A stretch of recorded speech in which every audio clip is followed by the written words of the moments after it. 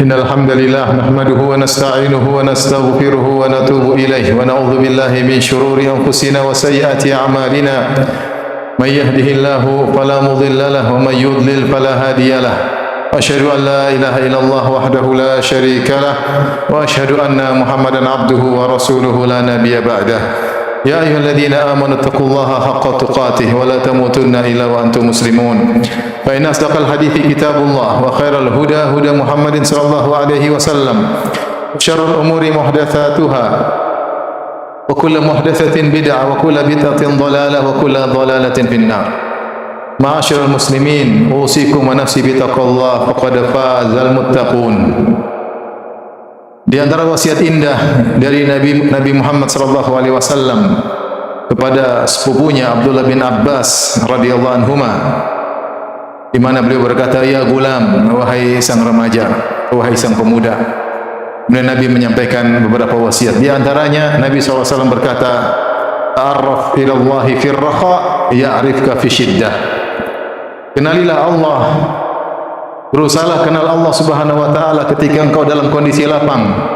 Niscaya Allah akan mengenalmu ketika kau ke dalam kondisi sulit.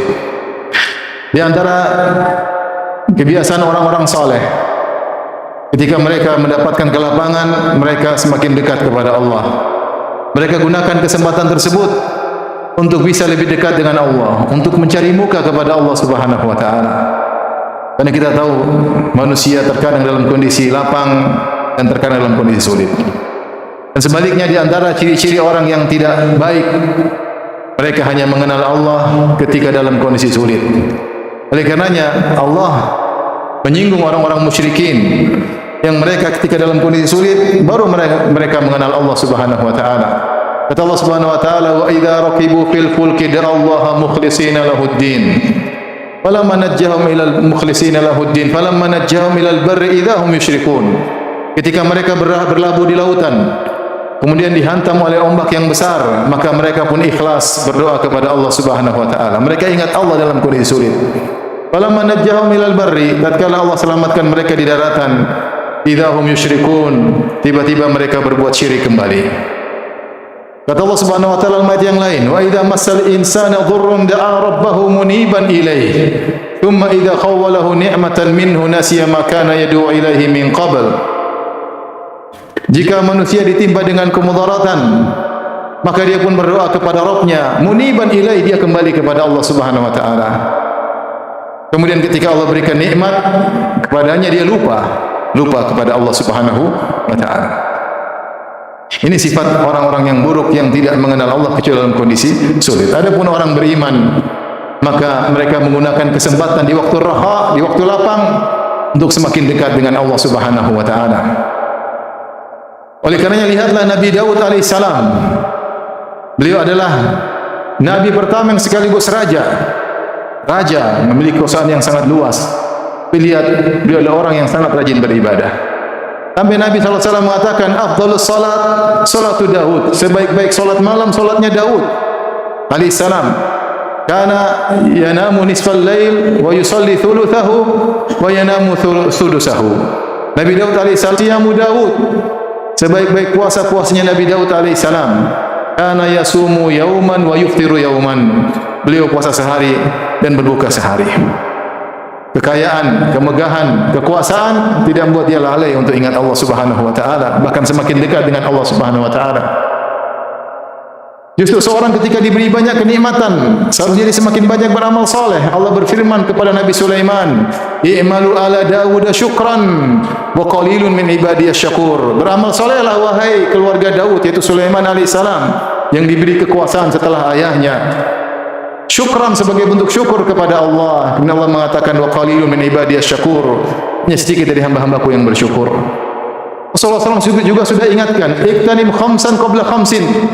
Manfaatkan 5 perkara sebelum datang 5 perkara. Kemudian beliau menjelaskan di antaranya, "Ghinaka qabla faqrik."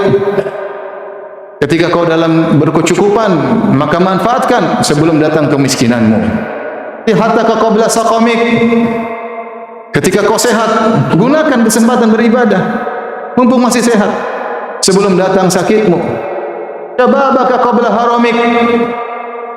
Mumpung masih muda, dekatkan dirimu kepada Allah, cari muka kepada Allah Subhanahu wa taala sebelum datang masa tuamu. Sudah sulit beribadah, berat beribadah, berhaji berat, umrah berat. Mumpung masih muda, beribadah kepada Allah Subhanahu wa taala. Faraghaka qabla syughlik. Waktu luangmu sebelum datang kesibukanmu, waktu luang. Dah banyak kegiatan, maka baca Quran, salat malam, bersedekah, sambung silaturahmi. Cari muka di hadapan Allah Subhanahu wa taala sebelum datang kesibukanmu, urusan ini, urusan anu, urusan ini. Hayataka qabla mautik, dan kehidupanmu sebelum matimu. Oleh karenanya Khalid bin Ma'dan pernah menyampaikan, dia berkata, "Idza futiha 'alaika babun min abwabil khair falyusri ilaihi fa innaka la tadri mata yughlaq anka." Jika dibukakan pintu kebaikan bagimu, segera hampirilah, segera masuk dalam pintu kebaikan tersebut, karena kau tidak tahu kapan ditutup pintu kebaikan itu darimu. Siapa yang mengenal Allah ketika dalam kondisi lapang, maka di antara faedahnya Allah akan mengenalnya ketika dia dalam kondisi sulit. Kenapa selama ini ketika dalam kondisi lapang dia cari muka kepada Allah dengan berbagai macam ibadah, maka Allah mengenalnya ketika dalam kondisi sulit. Lihatlah bagaimana kisah Yunus alaihissalam ketika diuji oleh Allah Subhanahu wa taala. Allah berfirman, "Wa dhannuni idh dhahaba mughadiban fa dhanna an lan naqdira alaihi fanada fi dhulumati an la ilaha illa anta subhanaka inni kuntu minadh dhalimin." Ketika Nabi Yunus alaihissalam pergi meninggalkan umatnya dalam kondisi marah, padahal Allah belum menyuruh dia untuk meninggalkan umatnya. Dia dakwahi umatnya, umatnya tidak mau terima, maka dia pergi meninggalkan mereka dalam kondisi marah. Akhirnya dia pun naik di atas sebuah kapal. Ternyata kapal tersebut gelombang besar, maka harus dikurangi barang-barang. Barang-barang sudah dikeluarkan, ternyata kapal tersebut masih rawan untuk tenggelam, maka harus ada penumpang yang harus keluar dari kapal tersebut. Maka mereka pun mengadakan undian. Penumpang semuanya, ternyata keluar nama Nabi Yunus. Mereka pun tidak enak, karena mereka coba ulangi lagi. Ternyata keluar lagi namanya Nabi Yunus. Mereka tidak enak, diundi lagi, ternyata keluar nama Nabi Yunus. Ternyata Nabi Yunus yang harus keluar dari kapal tersebut. Ketika dia keluar, ternyata dia ditelan oleh ikan paus.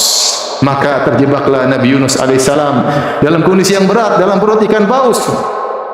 Kata Allah Subhanahu wa taala, apa yang dilakukan Nabi Yunus? Fanada fi dhulumat, maka dia menyeru kepada Allah dalam kegelapan yang bertumpuk-tumpuk.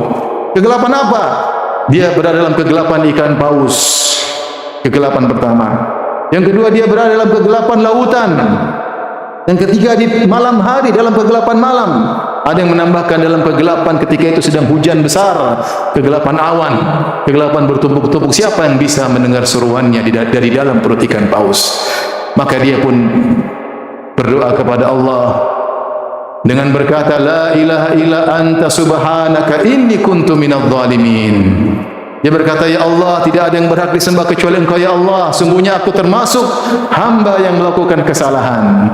Kata Allah Subhanahu wa taala, "Fastajibna lahu fanajjaynahu minal gham wa kadzalika nunjil mu'minin." Maka kami pun mengabulkan doanya, maka kami selamatkan dia dari penderitaannya. Demikianlah kami menyelamatkan orang-orang yang beriman. Kenapa Nabi Yunus alaihissalam diselamatkan oleh Allah Subhanahu wa taala? Allah sebutkan dalam ayat yang lain, "Walaula annahu kana minal musabbihin lalabitha fi batnihi ila yaumi yub'atsun." Kalau bukan Nabi Yunus dahulu sering bertasbih, sering salat, sering mengingat Allah Subhanahu wa taala, tentu dia akan berada dalam perut ikan paus sampai hari kiamat. Allah sebutkan kenapa dia diselamatkan, karena selama ini dia biasa beribadah kepada Allah Subhanahu wa taala. Benarlah sabda Nabi sallallahu alaihi wasallam, "Ta'arraf ila Allah fir raha, ya'rifka fi syiddah." Ingatlah Allah ketika kau dalam kondisi lapang, Allah akan mengingatmu ketika kau dalam kondisi sulit. Kalau kita ternyata di rumah lagi nyaman, keuangan lagi berkecukupan, istri lagi patuh, anak-anak lagi taat, Masya Allah, kita berada dalam kelapangan, lagi sehat, jangan lupa banyak ibadah, kesempatan untuk beribadah. Ingat Allah, cari muka kepada Allah dengan berbagai macam ibadah, niscaya Allah akan mengingat kita ketika dalam kondisi sulit.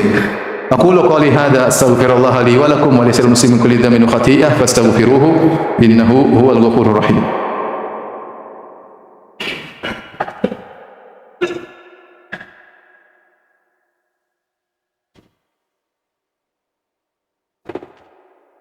Alhamdulillahi ala ihsani wa syukru lahu ala taufiqihi wa amtinani wa asyhadu an la ilaha illallah wahdahu la syarika lahu ta'ziman li sya'nih wa asyhadu anna Muhammadan abduhu wa rasuluhu da'ila ridwanih. Allahumma salli alaihi wa ala alihi wa ashabihi wa ikhwanih. Ma'asyiral muslimin, adapun seorang ketika dalam kondisi lapang lupa kepada Allah, malah dia gunakan kelapangannya untuk hal yang tidak bermanfaat, apalagi untuk bermaksiat sebagian dilakukan oleh sebagian orang. Mumpung duit banyak maka dia berfoya-foya, mumpung ada waktu luang maka dia habiskan waktunya, tidak ada faedahnya. Dia gunakan waktunya untuk mencari muka kepada manusia, dia tampilkan segala kegiatannya di medsos, bahkan maksiatnya dia pamerkan. Dia lupa untuk cari muka kepada Allah Subhanahu wa taala. Maka kita khawatir ketika dalam kondisi sulit Allah melupakannya, Allah meninggalkannya. Di antaranya Fir'aun ketika dalam kondisi lapang sombong dan angkuh, tidak mau ibadah kepada Allah.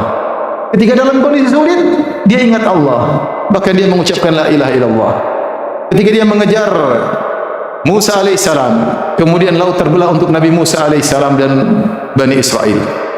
Kemudian setelah Nabi Musa dan Bani Israel menyeberang ke tepi sebelah, maka Firaun pun masuk di tengah lautan, yang lautan dalam kondisi masih terbuka.